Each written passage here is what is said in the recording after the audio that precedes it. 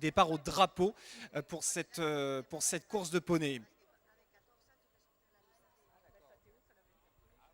Alors là, on est vraiment dans les toutes dernières secondes. Vous voyez le starter ici à gauche.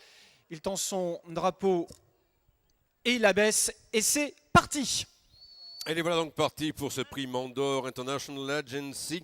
Il y a 1200 mètres à parcourir et c'est Mondragon Mist et Camille Guillemin qui ont pris le meilleur départ et qui sont rejoints après 200 mètres de course environ par Divine Dumaine et Théo Dumouche qui tempère les ardeurs de son partenaire. En troisième position, le long de la corde évolue Clémence Rio avec Tchakoli d'Amour. En quatrième position se retrouve Qualité du Maine avec Jeanne Lapère. Au dernier rang, c'est Tom Poquet avec Ulrika du Maine. Il se retrouve désormais à mi-tournant final et Divine du Maine en compagnie de Théo Dumouche viennent de prendre l'avantage. En deuxième position se trouve Camille Guillemin et Mondragon Mist qui revient à son extérieur. En troisième position, Tchakoli d'Amour et Clémence Rio. Le long de la corde tente de progresser Jeanne Lapère avec Qualité du Maine. En léger retrait se trouve ensuite Ulrika du Maine et Tom Broquet sont maintenant dans l'ultime ligne droite avec Camille Guillemin qui tente de venir attaquer en compagnie de Mondragon Mist, le leader qui lui redémarre sous le nez. Ils sont maintenant à 150 mètres de l'arrivée et Ulrika du Maine et Tom Broquet pour l'instant ont le meilleur. En deuxième position, à quelques longueurs, Mondragon Mist et Camille Guillemin tentent de préserver le premier accessite aux abords du poteau. Divine du Maine qui a le meilleur et qui va imposer sa loi. La deuxième place va être conservée par Mondragon Mist et Camille Guillemin. Lutte ensuite entre Qualité du Maine et à l'extérieur Ulrika du Maine qui a bien conclu. On regarde le ralenti. Divine du Maine, donc le numéro 4 avec Théo Dumouche. On en parlait avec Patrick Davzac.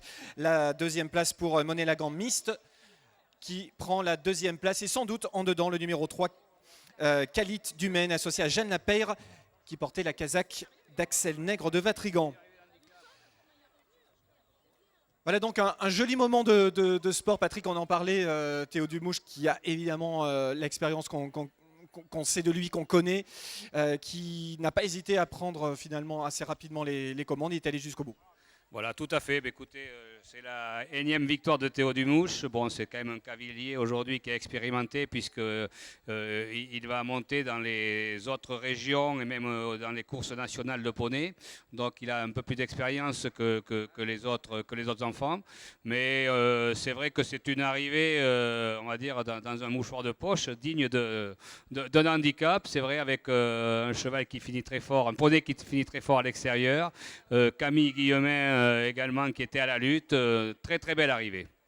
Très bon comportement effectivement aussi de Mondragon Mist ici avec la casaque de Pierre Pilarski que vous avez ici à l'image, une casaque rouge, des épaulettes noires et puis une toque jaune. Tous ces jeunes cavaliers seront récompensés tout à l'heure après la 7e course. Vous restez bien avec nous naturellement, ce programme qui se poursuit. On va revenir aux courses officielles cette fois-ci d'ici quelques instants, les courses PMU avec notre 4e rendez-vous. On est ensemble jusqu'à 14h05. Il y aura tout à l'heure une deuxième course de poney à 13h45.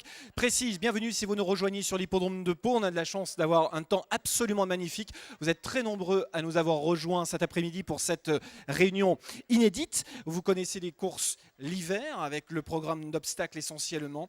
Et puis cette année, en 2010,